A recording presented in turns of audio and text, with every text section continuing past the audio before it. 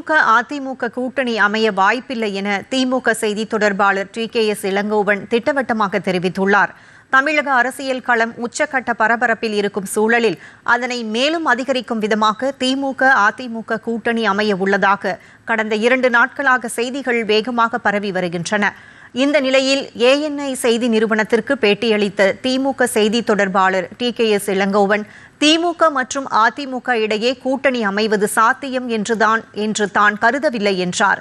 ஏனெனில் தமிழக அரசியலில் திமுகவும் அதிமுகவும் பரம எதிரிகளாக திகழ்கிறோம் என்ற அவர் ஒரு சில பேர் இடையில் வருவார்கள் போவார்கள் என்றார்.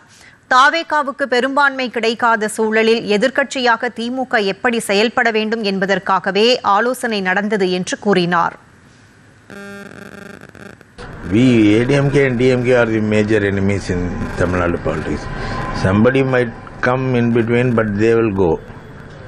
So I don't think it is possible because they are not going to form the cabinet. We, as an opposition party, how to act, how to work in the parliament, he will advise. That's all. இதேபோன்று திமுக அதிமுக கூட்டணி என்பது வதந்திதான் என திமுக MP கனிமொழியும் கூறியுள்ளார்.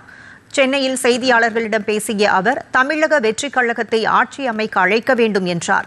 தமிழ்நாட்டில் தமிழக வெற்றிக் கழகம் தனிப்பெரும் கட்சியாக உருவெடுத்துள்ளதாக கூறிய அவர் தமிழ்நாட்டு மக்கள் தெளிவான தீர்ப்பை கொடுக்கவில்லை என்றாலும் மக்கள் தீர்ப்பை மதித்து தமிழக வெற்றிக் கழகத்தை ஆட்சி அமைக்க அழைக்க வேண்டும் என்றார். இல்லைங்க, இப்போ இருக்கிற சிச்சுவேஷன்லேயே நிறைய கன்ஃபியூஷன்ஸ் இருக்குது. ஸோ ஒவ்வொருத்தரும் ஒரு இதற்கான விளக்கங்கள், எதிர்மறை கருத்துக்கள், அதை ஏற்றுக்கொள்ளக்கூடிய கருத்துக்களை எல்லாம் சொல்லிகிட்டு இருக்கக்கூடிய சூழலில் எங்களோட நிலைப்பாடு ஆளுநரே வேண்டாம் அப்படிங்கிற நிலைப்பாட்டிலேருந்து திராவிட முன்னேற்ற கழகம் எந்த காலத்திலையும் தன்னை மாற்றிக்கொள்ள இல்லைங்க. நிறைய ரூமர்ஸ் இருக்குது. ஸோ அதுக்கெல்லாம் நம்ம ஒன்று ஒன்றுத்துக்கும் பதில் சொல்லிட்டு இருக்க முடியாது இல்லையா?